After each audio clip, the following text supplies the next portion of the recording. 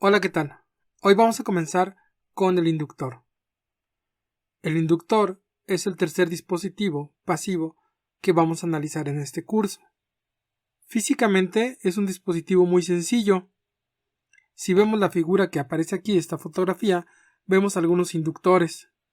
Como podrán notar, muchos de ellos son un alambre enredado en un núcleo de ferrita, como este de aquí, que está en un toro, o este aquí. Este también tiene un núcleo de ferrita, pero es de tipo axial. Aquí hay uno que se puede confundir con una resistencia. Generalmente el fondo sobre el que están las bandas es un color más brillante, por eso los podemos diferenciar. Y a veces aparecen un poco más gorditas que las resistencias. Pero sí, es natural que se puedan confundir. Los inductores, a final de cuentas, son un alambre que está enredado. Y por eso el símbolo nos recuerda eso. Noten el símbolo que está aquí a la izquierda. Ustedes verán, ese es el símbolo de la inductancia o del inductor. Casi siempre se le asocia su valor con la letra L. Definimos el voltaje de la inductancia más menos y la corriente de la inductancia que va de más a menos, como en todos los dispositivos pasivos. La ecuación que está aquí al centro es la que define el comportamiento del inductor. Noten que tiene que ver con la derivada de la corriente. Si ustedes recuerdan, la corriente era la derivada de la carga con respecto al tiempo. Entonces, la derivada de la velocidad es la aceleración. Quiere decir que esa es la aceleración de la carga. Entonces la inductancia, en cierta manera, es una fuerza de inercia. Imagínense aquella ecuación famosa de fuerza es igual a masa por aceleración. Tenemos algo muy parecido. Aquí la fuerza representa la fuerza necesaria, la energía necesaria para atravesar la diferencia de potencial, y la derivada de la corriente es la aceleración a la que está la carga en promedio circulando por el conductor. Entonces el voltaje es L, la derivada de la corriente con respecto al tiempo. De esta ecuación podemos sacar lo siguiente, fíjense. Voy a ponerlo en dos partes. Voltaje de T es igual a L de I. Solo pasé el dt al lado izquierdo de la igualdad. Y entonces puedo despejar DI. DI es entonces 1 sobre L B dt. Quiere decir que puedo encontrar una relación entre la corriente y el voltaje, su relación complementaria. Integrando los dos lados, tendría la integral de DI es la integral 1 sobre L, la voy a sacar de una vez, B dt. Es decir, que la corriente del inductor es 1 sobre L, el voltaje en dt, más alguna constante que depende de la condición inicial. Corriente del inductor en el tiempo t sería 1 sobre L, la integral de t0 a t, voltaje de tau he cambiado a la variable, más la corriente en el inductor en el tiempo t0. Cualquiera de las dos son expresiones válidas para la corriente del inductor. Si se dan cuenta o si recuerdan las dos ecuaciones del capacitor, van a ver que estas dos son muy parecidas, solo que del lado contrario.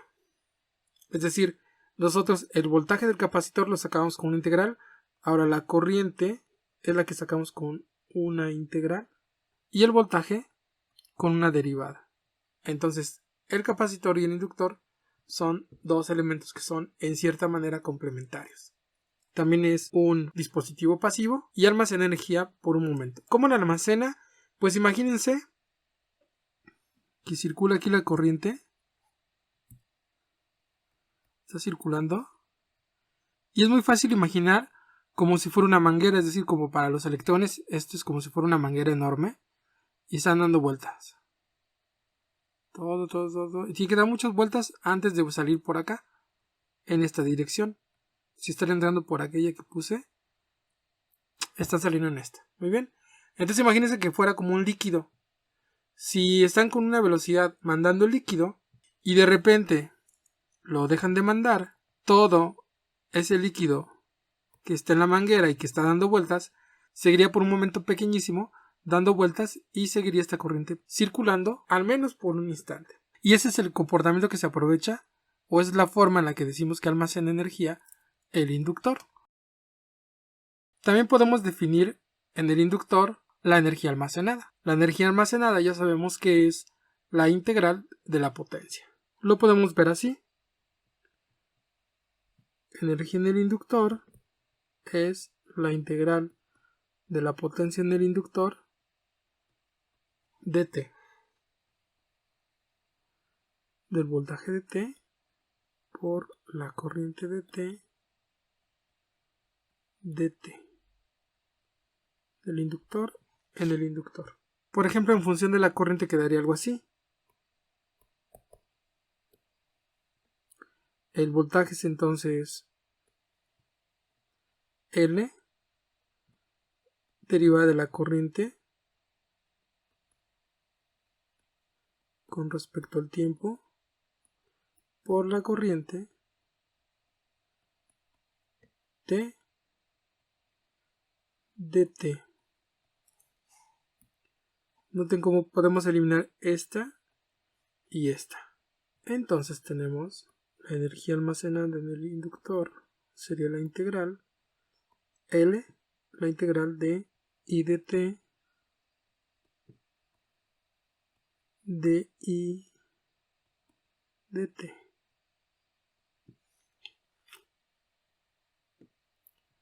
Lo que nos daría L, si tengo la integral de I y su derivada, la tratamos como si fuera un polinomio. Entonces la salida sería 1/2 de la IL de t al cuadrado.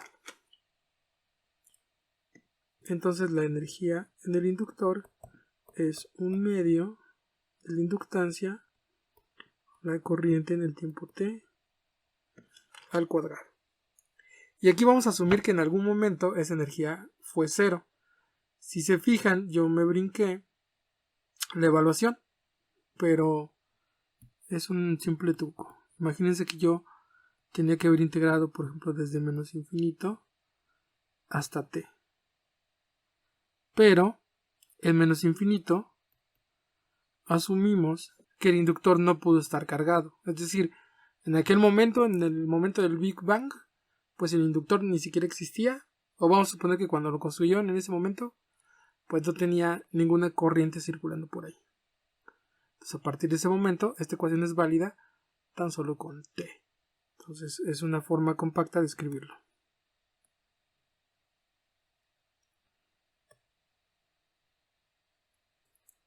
Muy bien, con estas ecuaciones son con las que vamos a trabajar entonces. Corriente es 1 sobre L, la integral de T0 a T de el voltaje de T más la corriente en el tiempo 0. Y la energía en el capacitor es 1/2 de L, la corriente al cuadrado. Ahí sería la corriente instantánea, la corriente de ese momento. Y su ecuación principal es que el voltaje es L derivada de la corriente con respecto al tiempo. Todo esto que estamos viendo es para un inductor ideal, porque en realidad el inductor tiene su propia resistencia, es decir, aunque esté formado por un alambre, tiene una resistencia diferente de 0. Podría ser pequeña, pero es diferente de 0. Ahora noten, ¿por qué no aparecía en DC el inductor? Pues fíjense, en DC la corriente es constante, entonces su derivada es 0. Por lo tanto el voltaje era 0. Es decir, este voltaje era L, la derivada en dt de alguna constante K. Entonces el voltaje siempre es 0. Quiere decir que en DC los inductores están allí. En DC los inductores son alambres. Ahora, nos falta la inductancia equivalente en serie y en paralelo. Pensemos primero en los inductores en serie. Imaginemos que tenemos L1, L2 y así hasta Ln.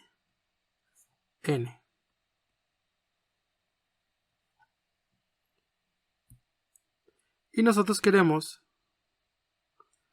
encontrar un inductor que represente a todos, un inductor equivalente.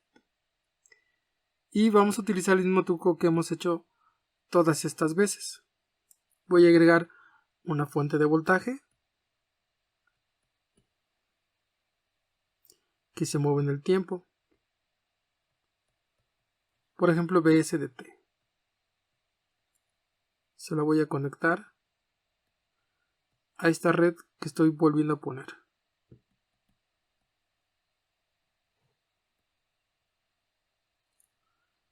Ln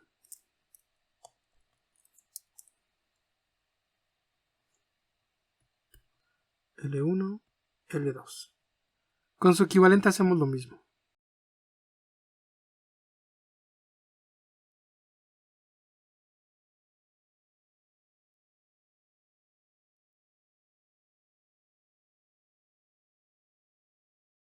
Entonces noten que podemos definir una corriente IDL que también debe ser la misma aquí.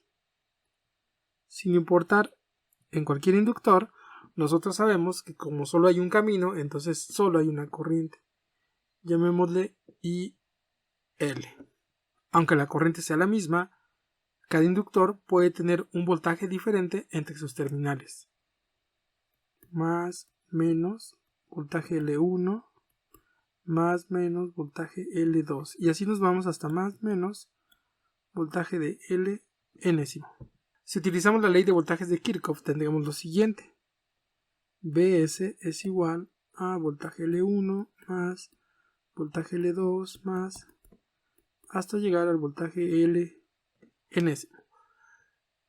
Pero tenemos una ecuación que relaciona estos voltajes, es decir, el voltaje en L1 es L1 derivada de I en dt, y L le pusimos, ¿verdad? Más el voltaje L2 es L2 derivada de IL en dt, más hasta llegar a L enésimo derivada de IL en dt. Entonces Bs es igual a L1 más L2 más hasta L enésimo derivada de IL en dt. En el equivalente que tenemos, Bs dt debe ser igual a L equivalente derivada de I en dt. Esto me indica que la inductancia equivalente es la suma. Entonces, en serie, la inductancia equivalente es la suma. Finalmente, hagámoslo ahora pero con los inductores en paralelo. Aquí fue en serie, aquí lo dejaré ahí, ahí está. Muy bien, ahora pensemos en los inductores en paralelo.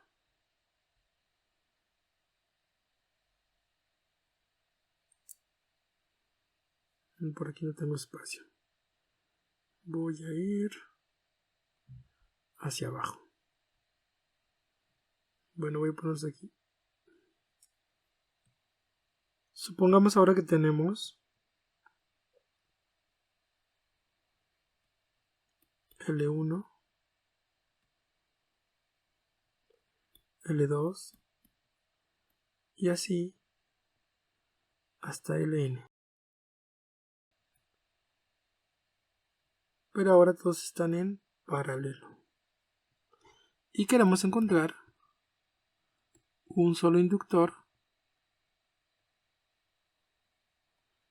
el equivalente que los represente. Bien, bueno, el mismo truco, agregamos ahora una fuente pero de corriente que se llame IL de T. Aquí también ponemos lo mismo y el mismo valor, IL de T. Lo que sabemos ahora es que aquí hay un voltaje más menos que es este. Ese mismo BL está presente en todas las inductancias porque están en paralelo. Está aquí. Si hacemos uso de la ley de corrientes de Kirchhoff, sabríamos que la corriente L de T es la suma de todas las corrientes, es decir, corriente L1, que sería este que va hacia abajo, más corriente L2, que también va hacia abajo, así hasta llegar hasta la corriente de L enésimo. Pero cada una de esas corrientes las conocemos, por lo menos en ecuación. Por ejemplo, la corriente L1 es la siguiente. 1 entre L1, la integral de BL de T. La corriente 2 es 1 entre L2, la integral de BL de T. Y así nos vamos hasta 1 sobre L enésimo, la integral del voltaje L en dt. Esto lo podemos factorizar. Entonces tendríamos la corriente L de T es igual a 1 entre L1 más 1 entre L2 más hasta 1 entre L enésimo, la integral del voltaje L en dt. Y la corriente L de T es 1 sobre la inductancia equivalente, la integral de BL en dt. Esto quiere decir que 1 sobre la inductancia equivalente es igual a esto. 1 sobre la inductancia equivalente es igual a 1 sobre L1 más 1 sobre L2 más hasta 1 sobre Ln. Entonces, la inductancia equivalente es igual a 1 sobre L1 más 1 sobre L2 y así nos vamos hasta 1 sobre Ln. Es decir, que es la inversa de la suma de las inversas, al igual que la resistencia. Noten que también en serie se parece a la de las resistencias. La inductancia equivalente en serie es la suma de las inductancias. En paralelo, la inductancia es la inversa de la suma de las inversas. Y con esto tenemos toda la información que necesitamos del inductor hasta el momento. Tenemos un resumen de las características importantes del inductor ideal. Dice que no hay tensión en el inductor si la corriente que circula por él no cambia con el tiempo. Desde este punto de vista, un inductor es un cortocircuito en CD, es un alambrito. Se almacena una cantidad finita de energía en el inductor incluso si su tensión es nula, como cuando la corriente pasa por él es constante. Es imposible cambiar la corriente que circula por un inductor por una cantidad finita en el tiempo cero, ya que se necesitaría una tensión infinita en el inductor. Vean, si la derivada, déjenme ver dónde quedó aquí.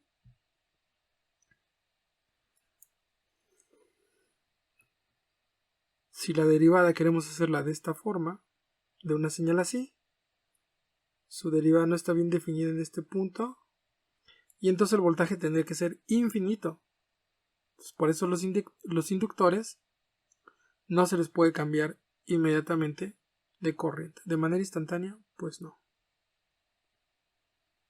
El inductor se opone a un cambio abrupto de la corriente que pasa por él, de manera análoga a la forma en que la masa se opone al cambio abrupto de su velocidad. ¿Se acuerdan de esa analogía que hicimos? Fuerza es igual a masa por aceleración. Entonces la inductancia es como esa inercia. El inductor, estamos hablando del inductor ideal, nunca disipa energía, solo la almacena. Si bien ello es cierto en el caso del modelo matemático, no lo es en un inductor físico real, debido a que tiene una cierta resistencia entre sus terminales y por lo tanto disipa algo de energía.